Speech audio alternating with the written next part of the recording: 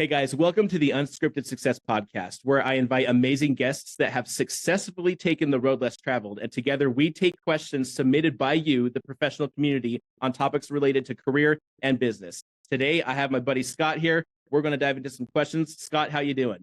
I'm doing awesome. So excited to be here and really excited that I was introduced as an amazing guest. Cool, man. Hey, yeah, absolutely, man. So a little bit about Scott. Scott has been a business owner and worked with business owners all over the world for the last 13 years and is passionate about helping business owners solve problems in their business. In his free time, Scott loves lifting weights, mountain biking, rucking, snowboarding, and traveling with his wife and 2 boys. And I'm sitting here just reading that, thinking that I need to take a page from Scott's book and get more active in my life from the sound of it. But I love cool. the outdoors. Cool, man. I live in Idaho, and I do not take advantage enough of the recreation around here. But yeah, I'm a little jealous of where you live. Trying to do a move myself. So is that right? Oh, yeah. Idaho?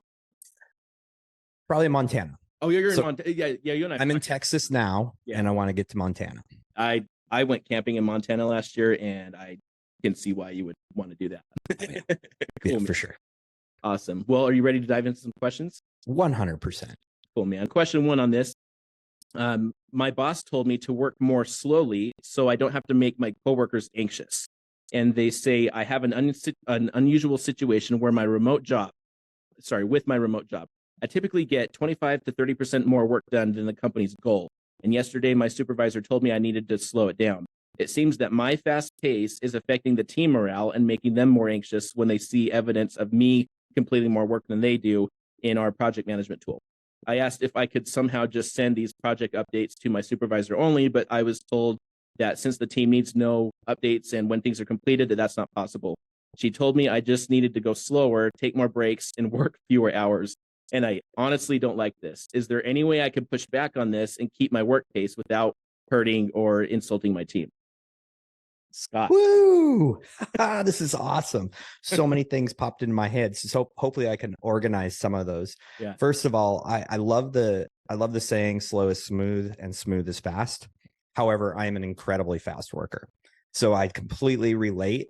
But here's the question I would have for that question, the person asking that question is, why do you feel the need to work so fast? And I think if she or he were, I think it was a she, were to peel that back, I think this is a bigger question of identity. Is there something that you are anchoring to that your identity is in fast work, your speed of work, your productivity?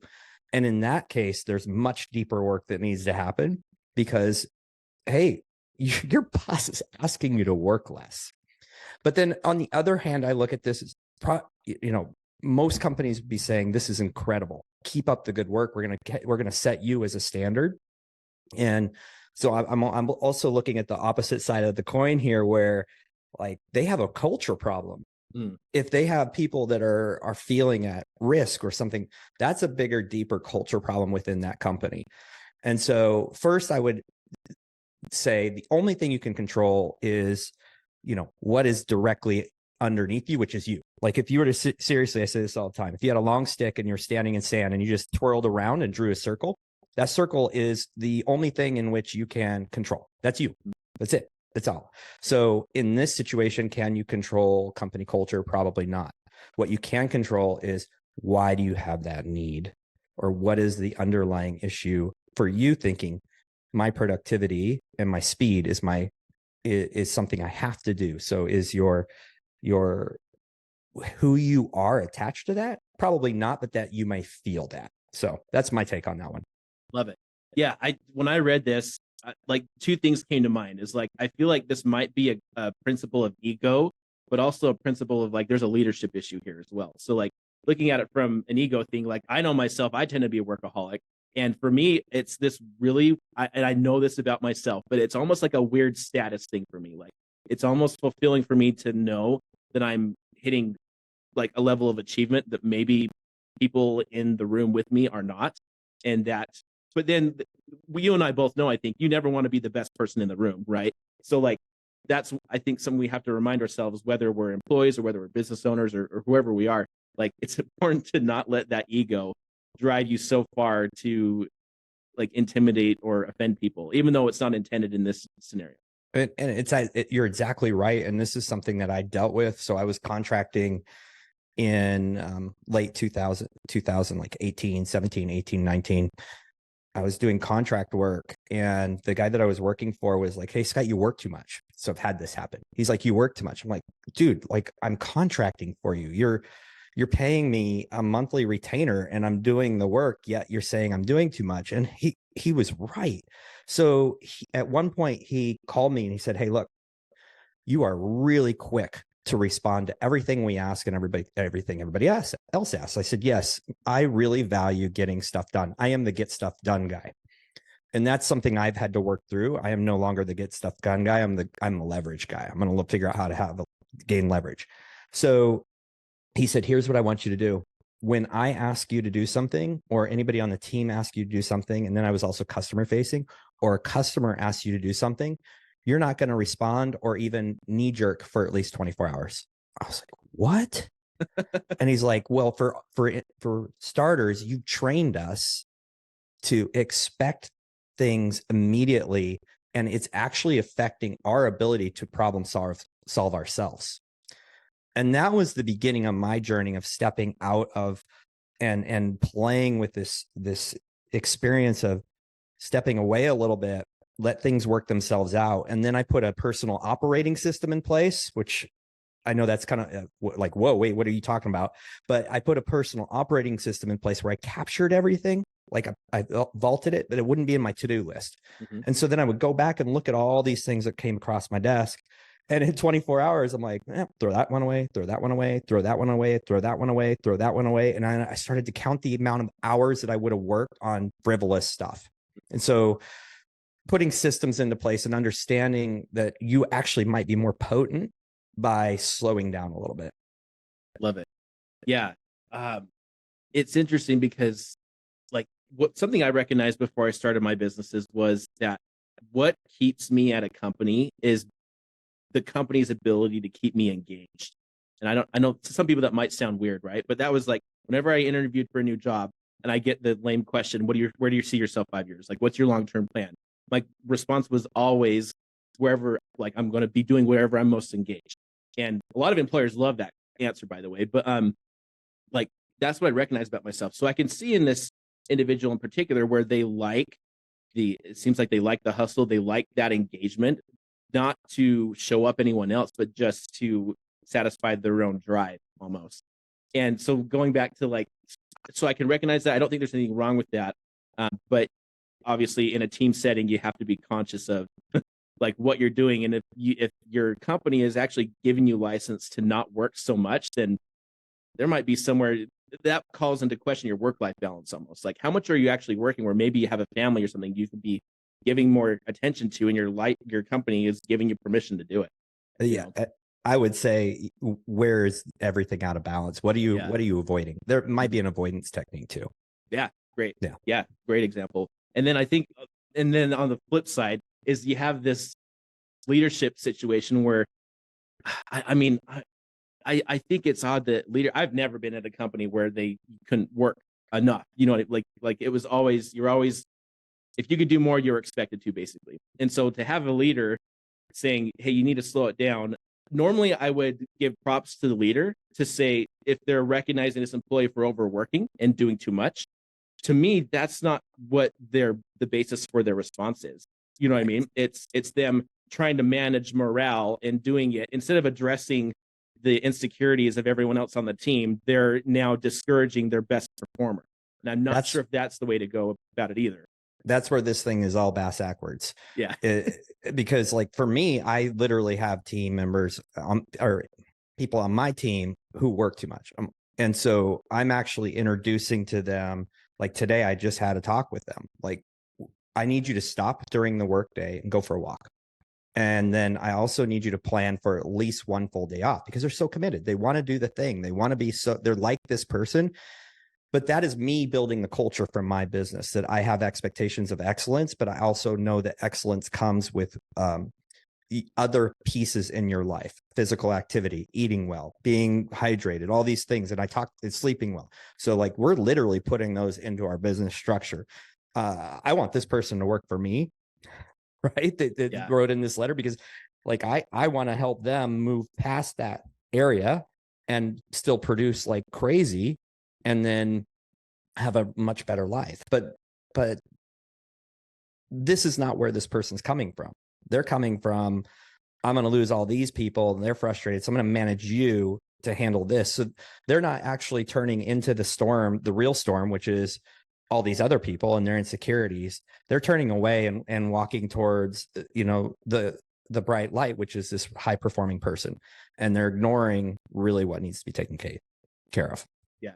And to me, I hate to say it, but that really sounds like a failure of leadership, just because 100%. Like, you know what I mean? Like you have an opportunity where maybe everyone can come together and recognize each other's, like, I used to work at a tech company and the term we always used was native genius.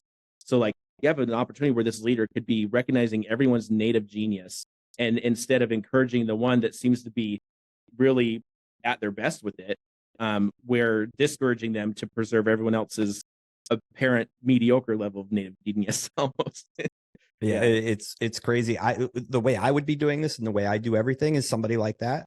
I'm giving them, I already know their assessments, but I'm giving them working genius assessment, a Colby assessment, a crystallizer assessment, and a DISC assessment. And I'm looking at that, and that's who I'm hiring. Love it. And that's how I build my team. I'm like, there's data, and this is how I build team for others. There's the data. I know the success quotient. If we want the same type of person, we go after that. And if we want the opposite, we go in the other direction. So this person's avoiding understanding the reality of the situation, where they could actually probably explode if they focus more on the positive than the negative. Yeah. Explore how your team can like complement each other instead of be in conflict. Exactly. That's a great way to put it. I appreciate you saying that. Cool, man. Okay, next question. The headline is, I was told I'm really difficult to work with by my supervisor. How do I recover from this? And then they say, I'm a team lead with a group of 5 other people. My supervisor recently told me I'm hard to work with. Apparently, this is something my colleagues have shared with my boss as well, and on multiple occasions, but I'm just hearing about it. My boss hasn't been able, however, to give me specific examples to understand what I'm actually doing wrong. And now I'm feeling confused and defeated. I sought for positive feedback from my boss, but was met with criticism instead. I'm starting to question my approach and even my personality, wondering if I need to change who I am in order to just fit into my workplace. And I need advice to help me navigate this difficult situation and improve my relationships with everyone I work around. Oh, this is awesome. So first of all, this is a self-awareness thing, right? And not being able to identify it is definitely an issue. For someone not to be able to say is a huge issue. Either they're too insecure to actually just say, because we know that the best way to growth is, understanding where we need to improve. And we have a really hard time seeing that ourselves. We need outside people. This is, again, a leadership problem. We need outside people to give us a reflection of who we are. That makes this one really hard. So it sounds like working really hard on being self-aware, yet getting zero feedback. There might be, and this is a huge, like, who knows if I'm right here, but there might be a little bit of an oppositional type of attitude. So I'm inherently going to question authority. So, you talk about education and, where you come from and how successful you are. I come from a totally different place. I have a master's degree, and let me just read something to you, but then I'll get back to the oppositional part. I was kind of just thinking about this and I wanted to make sure I got it in. So I'm sorry for the sideline, but it's really incredibly important. The further that I get away from the frameworks of formal education, the more my capacity to earn increases. So I've been really thinking about this, and I want to thank you personally. I know we're off case here, but I'm getting back. I want to thank you personally for allowing me to kind of start to download these things that I have gone through in the last, 10 years, getting out of formal, because I was in formal education, then I became an educator. And stepping outside of it, I always had this entrepreneurial thing. But you know what caused me to get out of education, Braxton? It was my adversement, or what do we call it? Like, I did not like authority. I did not like rules for the sake of rules. Mm. Your rule is stupid and I'm not doing it, or I'm going to question you. And I made people mad. It was either I went to the higher level and got all the way up to superintendent, or I left, and I would have been miserable as superintendent. And the more I led, the more I actually cared about my students, the more I cared about the parents, and the more I cared about actually people learning, the worse enemy I became to all the other teachers and all the administrators. And I started to see this pattern. But for this person, there's research that shows that if you have a problem with authority, and that may be the thing, it may be more of like you're rubbing this person wrong because you're like, well, this is the right way. Why are we doing it this way? So you might be questioning if that is it. Studies show that you actually might be a great entrepreneur. And so that's something to start. Let that dream kind of wind up in your head. And if it doesn't feel like a dream after that, then continue to search this. But this may be the universe saying, hey, you know what? Go do your own thing and crush it.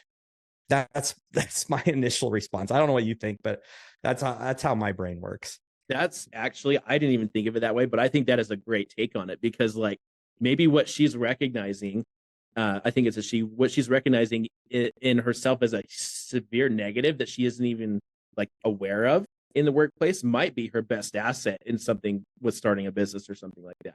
Yeah. Because I'm the same way, like challenging authority. Like I was the weird homeschool kid that didn't ever, go to college, go to high school. I don't have nothing. I haven't set foot in a classroom since I was 11 years old.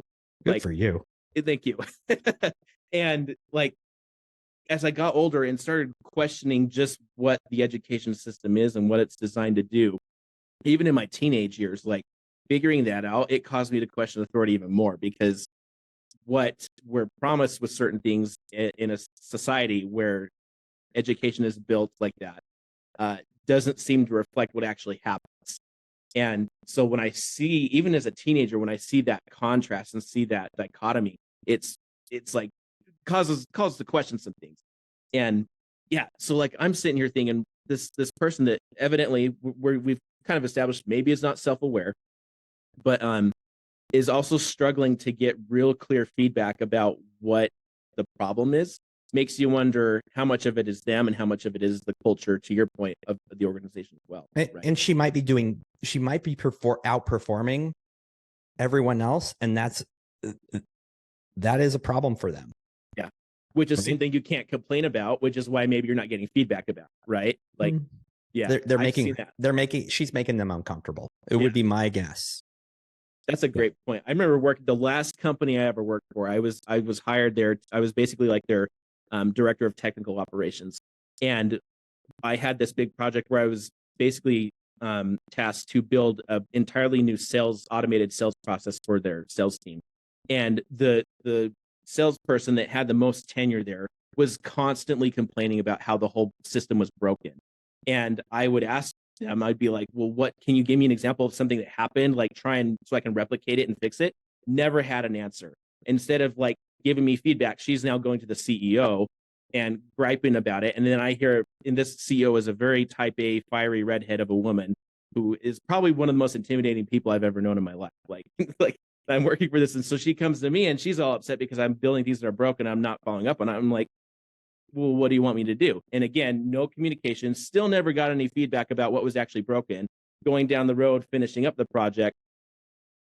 So I basically like push back and challenge the salesperson, tell me what is broken because you keep complaining about it. And then they like dig in, they play around with the system and they're like, oh yeah, I guess it really wasn't broken. I just wasn't paying attention. I'm like, naturally, you know what I mean? Like, so I think this happens a lot, right? I think it happens all the time. And it's, so again, failure in leadership, failure in people taking accountability for themselves and for what they're doing in their job. And then possibly someone just is not self-aware, but it's an interesting situation to be in for sure. Yeah. It's a good question though. Cool, man. Yeah. All right. Next question. I've been reduced to being the third wheel on my team. What do I do? And they say, I recently switched careers and was recruited by 2 former coworkers to join them at a new location. So it sounds like it's a new company. Things started well, but then I began making a few mistakes, and my team lead, who is one of these 2 former coworkers, has started raising their voice and lecturing me and getting very belligerent. On top of that, she's been very vocal about things going on at home, and it sounds like her personal life is not all that great. So at first, I chalked up her behavior to her home life, but the issue has persisted. And while I've tried to respond emotionlessly, she doesn't like the fact that I'm staying neutral and she makes things worse. Now my hands-off manager has gotten involved in. For a while, my other coworker was the person that was the one providing me feedback and training. But after not much longer, the original person took over. One moment we'll be joking and having a good time, and the next she'll be on the incredible offensive. Let's see. We've had a candid chat about it, but after 7 months, personal tensions have arisen. I've made a few more mistakes, and now she's become petty and alienating and taking away responsibilities. What do I do in this situation? There's several kinds of conversational and conflict strategies. And until you kind of know what they are, it's really hard to navigate. One of them is escalator. So some people will actually escalate the situation to drive a response. They actually want to get into a verbal match or an altercation because they feel like until they get to that point, they have zero control. So I have a feeling no matter what, these people feel like they're lacking control, right? They're lacking control in their lives. So one might be escalating, and it sounds like there's also avoidance here. And so it's like that passive aggressive, well, I'm just going to turn away from it. But the thing I would ask that person that wrote in is, are you avoiding? Are you actually being pragmatic and stoic, or are you avoiding? And so then take a moment to reflect on how you've approached it. Sounds very like a very toxic workplace again. And I just want to encourage people just right now, because all these people are struggling in their workplace. I want to encourage you that there's amazing cultural place, other companies with amazing cultures who want you. So I want to give you encouragement, because it's really hard to find a job. But when you can, and I would flip this thing about you have to work with somebody to the script of, I need to find the company that has the culture I want, because when I go to them, that's going to actually speak so much hard. If a company knows what their culture is and what they're looking for, and you speak that language, which it sounds like you do, you want to be very let's talk about this, let's address this, I need to understand. For me, that's the way I want everybody to work with me. I want somebody who's going to say, let's have a conversation. I'm gonna approach it pragmatically, not emotionally. And so I just wanted to throw that little piece of encouragement in there, is flip the script and look for a company that actually matches your culture, because you are a find for them.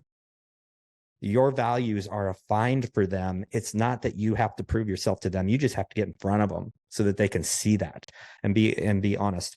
But these types of, when it's not like your wife or your spouse or a parent, and you're like, hey, you're an escalator and you need to fix that. That's not going to work.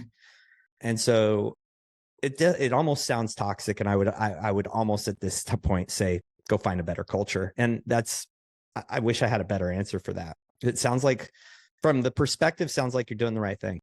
Yeah. It's interesting. There's two things came to mind when I heard this. And so I agree with you. To piggyback off what you said, and I mentioned this on another episode of the podcast, but the first maybe 5 to 8 years of my career as an adult, every single job I ended up leaving because ultimately the manager, the CEO, whoever it was, decided that I wasn't a good fit, or maybe I decided that as myself, right? And usually it was a culture thing, right? And so there's so much to know and to understand about what you just said about knowing your place in the job market. It's so many jobs I had, and I have floundered around a lot of different jobs, just across the whole spectrum.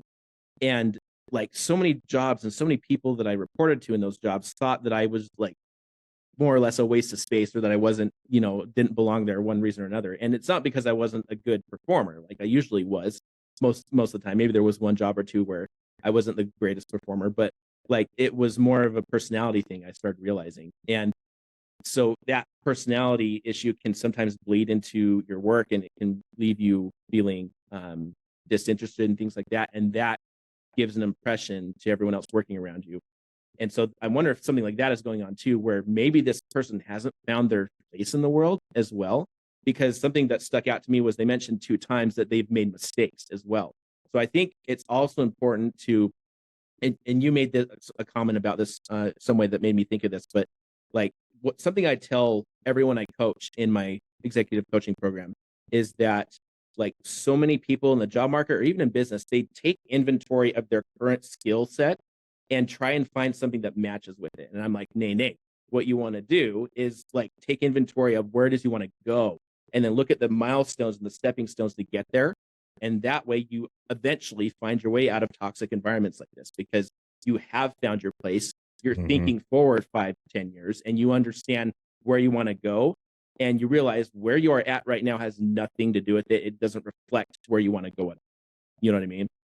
Yeah. Very good. They are good. Yeah. But like looking at this, just seeing I made a couple mistakes. I think really it sounds like, in addition to everything you said about like the leadership situation, about being self-aware, I think they might need to consider the possibility that maybe they just don't belong and that they actually are not good for that job.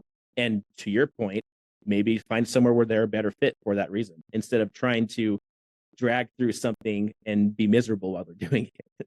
Mistakes are, and I want to just give this, if this listener, hopefully this person's listening, right? We would hope that. Yeah. Like, okay, you made mistakes. Anybody who hasn't is not human, and mistakes are an incredible opportunity to upscale. So, it's the fail forward thing that John Maxwell talked about years ago. And I'm a huge believer in failing forward. And so if your mistakes are being highlighted over and over and over again, that is a definite problem. So I'm in 100% alignment with what you said, Braxton.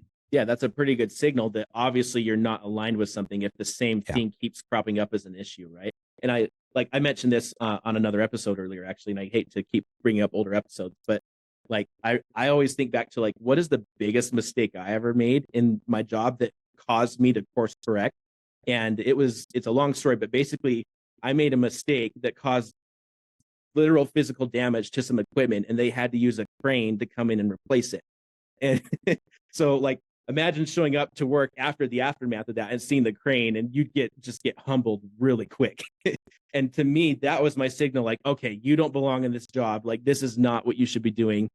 Thankfully, like, and I don't know why I just didn't get my neck wrung out, but the person I reported to is understanding and patient and stuff, which was actually out of their character too. So that was even weird. But yeah, like, just if those things keep happening, it's probably the universe telling you that you're not aligned with what you're doing. Yeah, so, for sure. Question number, where are we on 4? This person says, I've been told I'm not a good human when I ask to be paid for my time. And they say, I work at a company that has a history of devaluing non-partner contributions. Here are some examples. Our pay structure is unfair, with salaries below market, supposedly offset by a bonus, but bonuses are deducted if clients don't pay, and we're lectured about our worth after the fact. Another example, when clients do pay, we're told we don't deserve to share in the commissions or the reward. It's a lose-lose situation every time. There has been 120% turnover in my 3 years here, with the entire staff quitting en masse on 2 different occasions.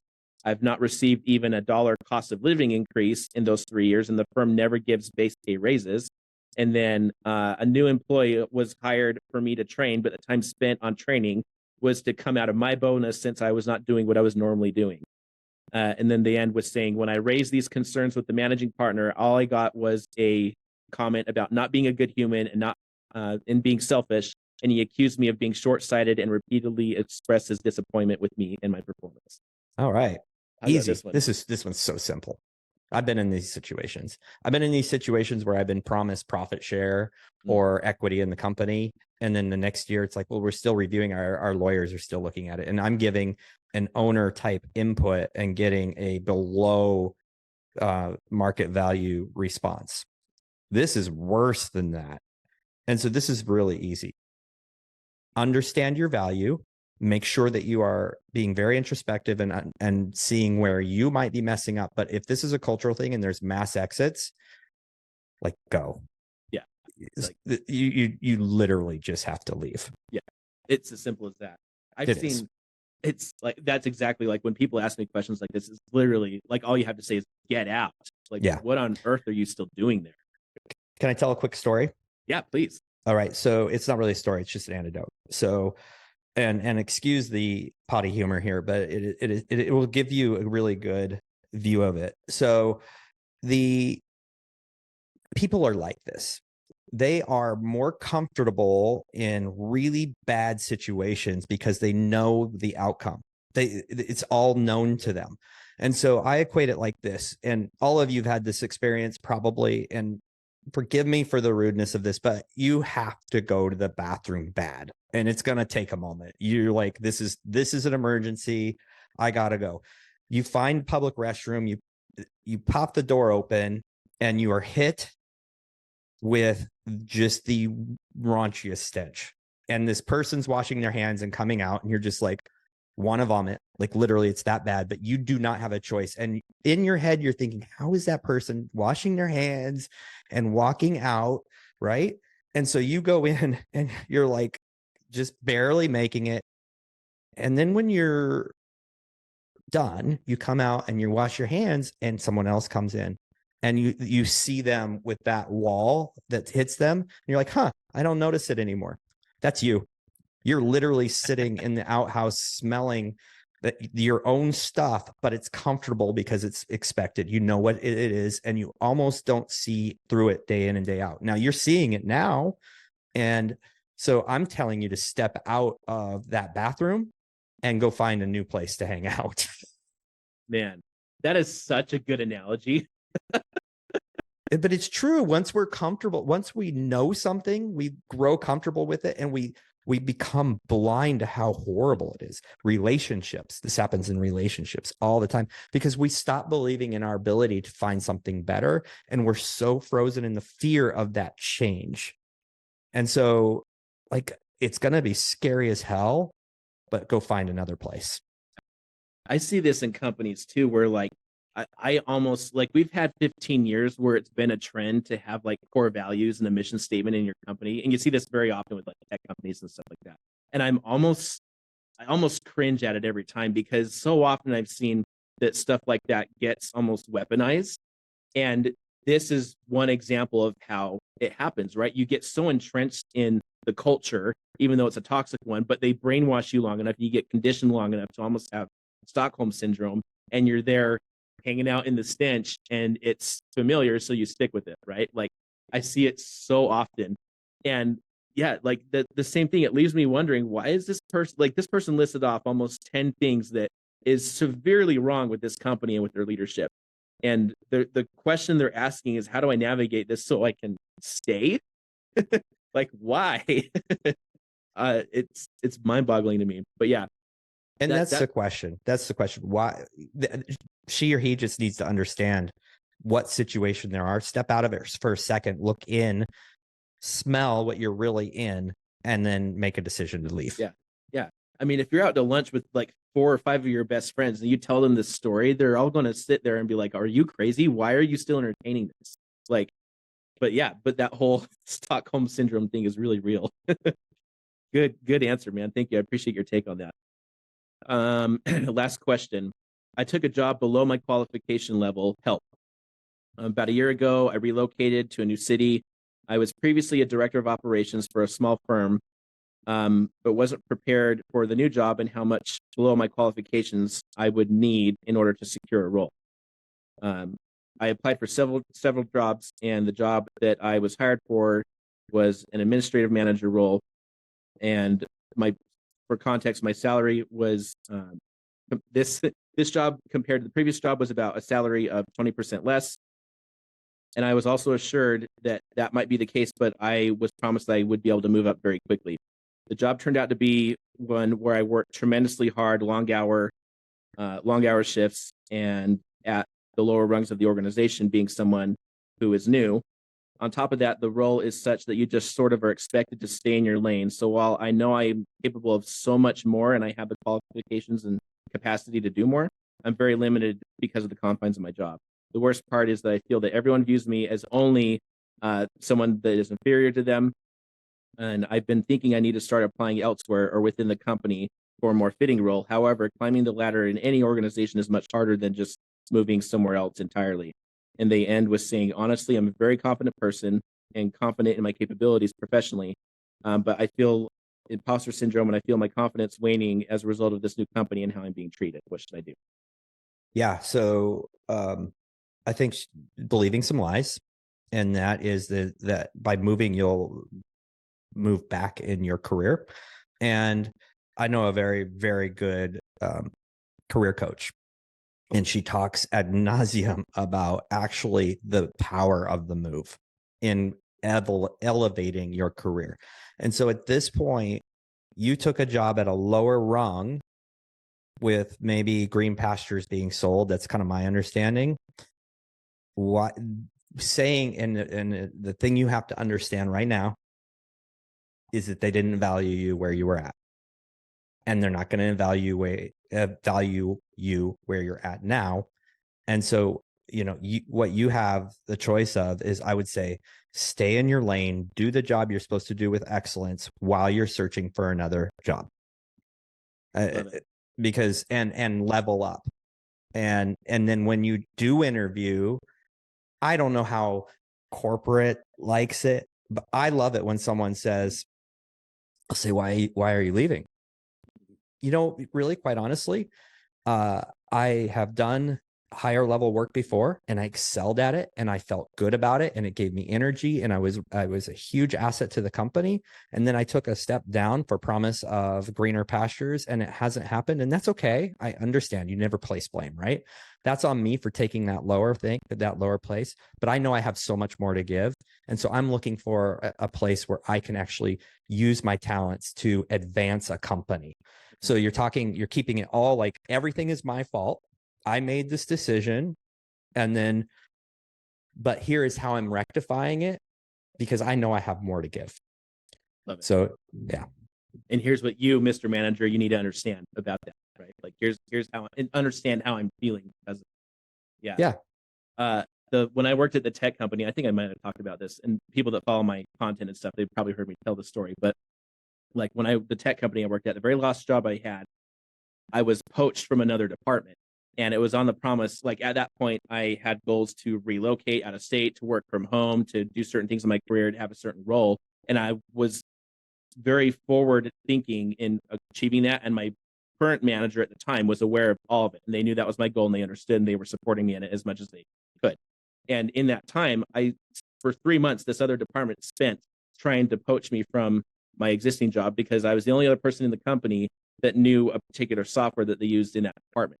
And for 3 months, they kept coming back to me, please, like, come help us out, all that stuff. And I'm like, can I work remote? And they're like, no. And I'm like, okay, no, thank you. And it was literally, that was simple as that. Last time they came to me, they were like, okay, Braxton, yeah, you can work remote. It's all good. Like, we'll accommodate you. Just spend like the first month in the office so we get acquainted with you. The team's acquainted with you, blah, blah, blah. So I took the job. It was on that promise. It was on the promise that the schedule was flexible. It was on the promise that, relocation wasn't going to be a problem, and I could have a week to spend relocating, all that type of stuff. 3 months I got strung along where none of that happened. And on top of the promises of like, for example, they said the schedule was super flexible. And when someone tells me super flexible, like, you tend to assume that means that it's more flexible than the job that you have. And it was completely the opposite. I went from working 8-hour days to like 14-hour days. It was not flexible. I was expected to be in the office from 5 a.m. to like 8 p.m. at night sometimes, doing what I was doing there. And after 3 months go by, I called my manager out on it finally. And she was like, oh yeah, we decided this isn't a remote friendly role. And I'm sitting here thinking like, and what, do you think I'm just going to roll over and accept this? Like, I'm just going to accept defeat to this? No, I quit. Bye. And like, that's literally what happened. And she was shocked. She couldn't believe. And like, that says so much about the culture. Like, oh, apparently they seem to think that enough other people have fallen for this, and it kept working. So they thought they could pull it on me, but it didn't work that time. And she was so surprised by it. But yeah, I think when you're dealing with a situation like this, I mean, if I look at it again, like, I didn't get a pay raise even when I moved to that job. I just was excited to be doing something different. You know what I mean? Yeah. And when nothing was, like, when it was completely misrepresented to me, and I realized that, like, it's just time to realize, okay, yeah, you don't belong here. It's time to go somewhere where you are valued, to your point, Scott. And yeah, you just don't have to put up with that kind of stuff. No, and I think we're just so we're sold on a promise, and then a little bit of a scarcity thing hits us when we're trying to switch jobs, that we'll concede things that we would never concede, because we're like, well, that's what it's going to take to get this position. And I learned in my years that if someone's asking for something small up front, they're not going to be shy of just forcing something small over and over and over again until it's big. And so you cannot be a slave to you're serving a company, you're bringing value, and yes, I understand that. And there are some things you're going to have to do because they simply ask you to do that. But slow down and dig into the company culture. Don't just look at Glassdoor, but go find somebody that works there and talk to them. Really listen, and then put yourself in their shoes. And maybe it's their perspective. They could just be a negative Nelly, and maybe you can get a hold of two people. You might not be able to. Or maybe you just sit in the parking lot at 5 p.m. when most people get off work and see how fast they're exiting that building. Right? So there's a lot of ways, or are they all there until 9, 10 p.m.? They're like, slow down. This is the slow down to speed up mentality. Slow down a little bit so that you can speed up in your career. Yeah, the other thing that happened to me with that job, the thing why they were so anxious, I didn't learn this until after taking the job, but the reason why they were so anxious to bring me on was because the only other person in the company that was on that department that knew that particular software, they had put in their 2 weeks notice. But when they were trying to poach me from that department, nor when they hired me, I was never told that. And I didn't find out literally until the day that person, it was their last day. And they're like, bye guys, have a good life. And I'm like, what does that mean? She's like, it's my last day. And I'm like, excuse me? Right. And so that's when I realized that they were desperate for someone to just replace her. And I was the schmuck that fell for it, basically. But yeah, oh man, love your take on it, Scott. Thank you so much. So that's actually the last question we have. So the way I wrap this up usually, Scott, is I have a question that I ask all of our guests, which is, what is one question that I should have asked you during this episode where your answer would be something that you think the world needs to hear? I think I talked about it quite a bit, but what is the biggest thing somebody can do to advance their career? And my answer would be, do work on yourself. Dig in. Get a mentor or do whatever you need to do and find out what is literally holding you back. And most of it is the devaluation of ourselves. We do not believe in ourselves enough, in which we can take situations and look at them from a different perspective, and also make decisions based on real facts about us rather than the stories we're telling in our head. So every single one of these people who are writing in have stories over time. And what I found, this is going to strike you also, what I found is when I went back and did what I call story work, I realized that a lot of the ways that I painted who I was and how I was to respond to something or my value in something, believe it or not, all stem from middle school and high school teacher interactions. I was, and look, I'm not saying you are a victim, because people are going to be people and they're going to do stupid things. For an example, there was in my 8th grade English, there was a project to do a biography, research a biography, and do a report in front of the class. And I just picked a tennis star at the time. And I went up there and I started presenting. And I said something that the teacher disagreed with. I said, he's gained massive popularity because a lot of women really like his looks. And she said, go sit down. She's like, this is a waste of my time. He's ugly. Literally, I'm not joking. Embarrassed me in front of the class, cut me short, gave me a bad grade, and sat me down because she did not agree with my viewpoint. So what did that do? In my head, I told the story form the story in my own head that I wasn't capable of getting in front of people and presenting real information. Was that the truth? Absolutely not. Absolutely not. But I took that experience, internalized it, and made myself a victim to it. And it wasn't until I uncovered that entire history of that, and then my wrestling coach. And I mean, like, the experiences are crazy. I can tell you some of it. It's amazing that I became a teacher. I actually did it to be the opposite of all those people. Yeah. But I would say find a way to do work on yourself so you understand your real worth, because that's the one thing probably holding you back. It's the biggest thing holding you back. I love it. I've recently learned more, and I haven't gotten too deep in this. Like, this is the kind of stuff. This is why I love asking this question, because this is the kind of stuff that I wouldn't normally talk about on this podcast. That is, I think, is really important.